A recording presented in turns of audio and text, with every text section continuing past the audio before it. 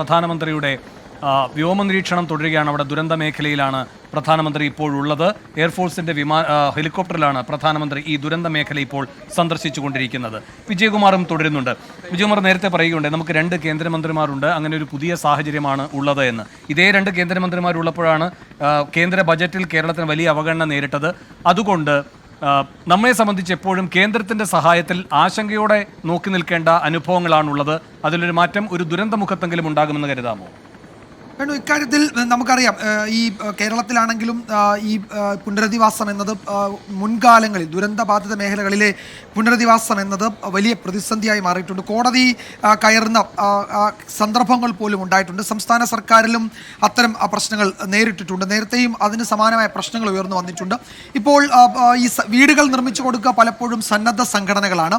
ആ വീടുകളുടെ നിർമ്മാണം നടക്കുകയും അവിടേക്ക് ആളുകൾ മാറുകയും ചെയ്യും. പക്ഷേ സർക്കാർ പറഞ്ഞ വീടുകൾ കിട്ടാതെ വരുന്നു. അവർ കോടതിയിലേക്ക് പോകുന്നു. 6 മാസം കഴിഞ്ഞ് 6 മാസത്തിനുള്ളിൽ തീർക്കാമെന്ന് പറഞ്ഞ് കോടതിയിൽ സർക്കാർ സത്യവാങ്മൂലം കൊടുക്കുകയൊക്കെ ചെയ്യുന്നത് മുൻകാല ദുരന്തങ്ങളുടെ പല സന്ദർഭങ്ങളുടെയും ചരിത്രം പരിശോധിച്ചാൽ നമുക്കറിയാം. ഇക്കാര്യത്തിൽ കേന്ദ്രവും കേരളവും ഒക്കെ ഒരുപോലെ പ്രതിക്കൂട്ടിൽ നിന്ന സന്ദർഭങ്ങൾ ഇതിനു മുമ്പും ഉണ്ടായിട്ടുണ്ട്. പക്ഷേ ഇത്തവണ കുറെ കൂടി അനുകമ്പാപൂർണമായ നിലപാട് ഉണ്ടാകും എന്നതാണ് കരുതുന്നത്. കാരണം നമ്മൾ ബാധിക്കപ്പെട്ടിരിക്കുന്നത് ഒരു വലിയ ഭൂപ്രദേശം അപ്പാടെയാണ്.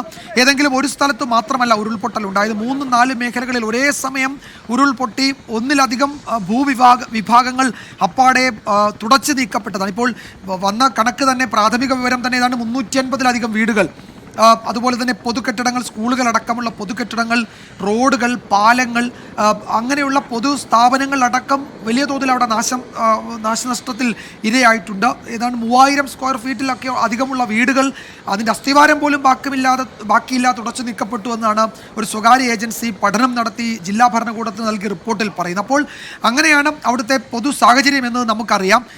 ഈ നിലയിൽ വലിയ പ്രതിസന്ധി ആകെ നമ്മൾ നേരിട്ടിട്ടുണ്ട്. അപ്പോൾ ഇക്കാര്യത്തിൽ ഒരു രാഷ്ട്രീയത്തിനൊക്കെ അതീതമായി വലിയ ഇടപെടൽ ഉണ്ടാകുമെന്ന് കരുതാം. ഞാൻ നേരത്തെ പറഞ്ഞത് ഇത്തവണ കേരളത്തിൽ നിന്ന് ഒരു MP തിരഞ്ഞെടുക്കപ്പെട്ടിട്ടുണ്ട് എന്നതാണ് വേറൊരു രാഷ്ട്രീയ സാഹചര്യം ഞാൻ പറഞ്ഞത്. അപ്പോൾ BJP എന്ന രാഷ്ട്രീയ പാർട്ടിയെ സംബന്ധിച്ചും ഒരു MP കേരളത്തിൽ നിന്നുണ്ട് എന്നൊരു വസ്തുത കൂടിയുണ്ട്. അപ്പോൾ അതൊക്കെ ഇത്തവണത്തെ ഈ പ്രശ്നം നേരിടുന്നതിൽ കേരളത്തോട് കുറെ കൂടി അനുകമ്പാപൂർണമായ നിലപാട് സ്വീകരിക്കാൻ ഒരു ഘടകമായേക്കുമെന്ന വിലയിരുത്തലൊക്കെ ഉണ്ട്. നമുക്ക് അറിയില്ല എന്തായിരിക്കും അതിൽ സംഭവിക്കുക, എന്തൊക്കെ സാങ്കേതിക കാരണങ്ങൾ, എന്തൊക്കെ വസ്തുതകൾ, ഇതൊക്കെയാണ് പരിഗണനയ്ക്ക് വിധേയമാക്കുക എന്ന് നമുക്ക് ഈ ഘട്ടത്തിൽ അറിയില്ല. നമ്മൾ ദൃശ്യങ്ങളിൽ കാണുന്നത് ഈ പ്രധാനമന്ത്രിയുടെ നേതൃത്വത്തിലുള്ള സംഘത്തിൻ്റെ ഏരിയൽ സർവേയാണ്. അവർ ആ മേഖലകളിൽ പരിശോധന നടത്തുകയാണ്. ദുരന്ത മേഖലകളിലേക്ക് അതിൽ ഏരിയൽ സർവേയിൽ അതിൻ്റെ ഒരു നേർചിത്രം നമുക്കറിയാം, അത് കിട്ടും. ഈ മുണ്ടക്കയിലും പുഞ്ചിരിമട്ടത്തിൻ്റെ ഏറ്റവും മുകളിൽ നമുക്കറിയാം, അവിടെ നിന്ന് ഒരു പ്രദേശമാകെ ഇളകി വന്നതിൻ്റെ നേർചിത്രം ആകാശ ദൃശ്യത്തിൽ വളരെ വ്യക്തമാണ്. അപ്പോൾ അത് പരിശോധിക്കുമ്പോൾ, അത് കാണുമ്പോൾ അറിയാം എത്ര വലിയ ദുരന്തമാണ് ആ മേഖല നേരിട്ടതെന്ന്.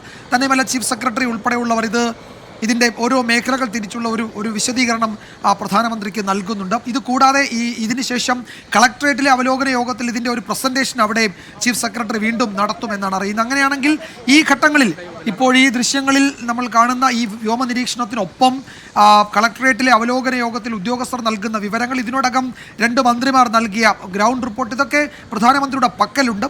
അപ്പോൾ ഈ മേഖലയിലെ ദുരന്തം എത്രത്തോളം വലുതായിരുന്നു, എത്ര ആഴത്തിൽ അത് നമ്മളെ കേരളത്തെ ബാധിച്ചിട്ടുണ്ട് എന്നത് നമുക്ക് ഈ ഘട്ടത്തിൽ ആർക്കും ബോധ്യപ്പെടുന്നതാണ്. അപ്പോൾ അതിനുശേഷം ഉണ്ടാകുന്ന അവലോകന യോഗത്തിലും അതിനുശേഷമുണ്ടാകുന്ന ഈ പ്രധാനമന്ത്രിയുടെ വിലയിരുത്തലിലും നമ്മൾ പ്രതീക്ഷ വയ്ക്കുന്നത് 2000 കോടിയുടെ പ്രാഥമിക പാക്കേജിൽ അതിൽ കേന്ദ്രത്തിനെ അത് ബോധ്യപ്പെടുത്തി കൂടുതൽ സാമ്പത്തിക സഹായം കേരളത്തെ സംബന്ധിച്ച് മുഖ്യമന്ത്രിയുടെ ദുരിതാശ്വാസ നിധി എന്നതിൽ മാത്രം കേന്ദ്രീകരിച്ച് 1000 കോടിയോ 2000 കോടിയോ ഒന്നും അവിടേക്ക് സമാഹരിക്കുക എന്നത് പറയുന്നത് ഹ്രസ്വകാലം കൊണ്ട് നടപ്പാകുന്ന കാര്യമല്ല.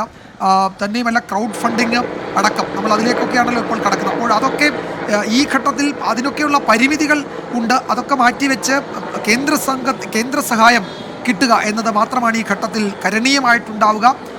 അതിലേക്ക് ഉതകുന്ന തരത്തിൽ കൂടുതൽ പിന്തുണ ഉണ്ടാകുമെന്ന് തന്നെയാണ് കരുതുന്നത്. ഇപ്പോൾ ആകാശ നിരീക്ഷണം ഏതാണ്ട് പൂർത്തിയാക്കുന്നു എന്നാണ് മനസ്സിലാക്കാൻ കഴിയുന്നത്.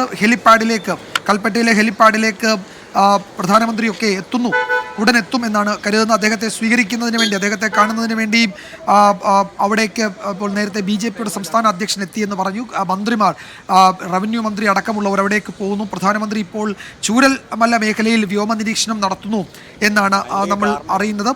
അതിനുശേഷം അവിടെ കൽപ്പറ്റയിൽ ഇറങ്ങിയതിനു ശേഷം ചൂരൽമല ഭാഗത്തേക്ക് റോഡ് മാർഗം പോകും. ബെയിലി പാലത്തിലൂടെ കുറച്ചു ദൂരം നടക്കും പ്രധാനമന്ത്രി എന്നാണ് കേൾക്കുന്നത്. അതിനുശേഷമായിരിക്കും മറ്റ് അവലോകന മീറ്റിംഗുകളിലേക്ക് പ്രധാനമന്ത്രി കടക്കുക. ഏതാണ്ട് 3 മണിക്കൂർ ഈ മേഖലയിൽ ഉണ്ടാകുമെന്നാണ് ഒടുവിൽ വരുന്ന റിപ്പോർട്ടുകൾ. ശരി, ഇപ്പോൾ ദീപക് ധർമ്മടം കൽപ്പറ്റയിൽ നിന്ന് ചേരുന്നുണ്ട്. അവിടെയാണ് പ്രധാനമന്ത്രിയുടെ ഹെലികോപ്റ്റർ വന്നിറങ്ങുക. ദീപക്, എന്താണ് നൽകാൻ കഴിയുന്ന പുതിയ വിവരം?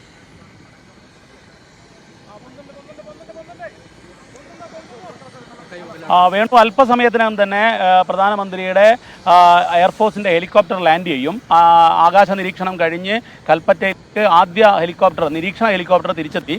തൊട്ടുപുറകിൽ തന്നെ സ്വാഭാവികമായിട്ടും പ്രധാനമന്ത്രിയുടെ ഹെലികോപ്റ്റർ വാഹനവ്യൂഹം അല്പസമയത്തിനകം തന്നെ എത്തും. ലാൻഡ് ചെയ്ത് ആകാശ നിരീക്ഷണത്തിന് ശേഷം ലാൻഡ് ചെയ്യുന്നു. ഇവിടെ നിന്നും ദുരന്ത മേഖലയിലേക്കാണ് ആദ്യം പോകുന്നത്.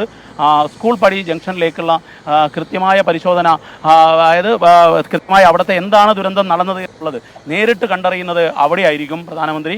ആ സമയത്ത് എല്ലാ വിശദാംശങ്ങളും പറഞ്ഞു കൊടുക്കാൻ വേണ്ടി അവിടെ ഇൻസിഡൻറ്റ് കമാൻഡർ IG സേതുരാമൻ, അതുപോലെ തന്നെ ADGP MR അജിത് കുമാർ ഉണ്ടാകും. ആകാശ നിരീക്ഷണ വേളയിൽ തന്നെ ചീഫ് സെക്രട്ടറി ഡോക്ടർ വേണു ഇതെല്ലാം പറഞ്ഞു കൊടുക്കും. ഇപ്പോൾ ദൃശ്യങ്ങളിൽ കാണാം, ഹെലികോപ്റ്റർ ഇങ്ങനെ പറന്ന് കൽപ്പറ്റ ഗ്രൗണ്ടിലേക്ക്, ഹെലിപ്പാഡിലേക്ക് ഇറങ്ങുന്ന ദൃശ്യങ്ങളാണ് നമ്മൾ കാണുന്നത്.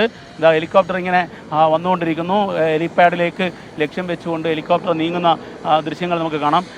സ്വാഭാവികമായും ഇവിടുത്തെ ടെറൈൻ എല്ലാം തന്നെ പരിശോധിച്ചതിന് ശേഷം മാത്രമായിരിക്കും ഇറങ്ങുക. ഇന്നലെ തന്നെ ആകാശ നിരീക്ഷണത്തിന് വേണ്ടിയുള്ള പരിശീലനം പറക്കൽ ഹെലികോപ്റ്റർ എല്ലാം നടത്തിയിരുന്നു. കനത്ത സുരക്ഷാ ക്രമീകരണം ഒരുക്കുന്നത് ഹെലിപ്പാഡിൽ തന്നെ.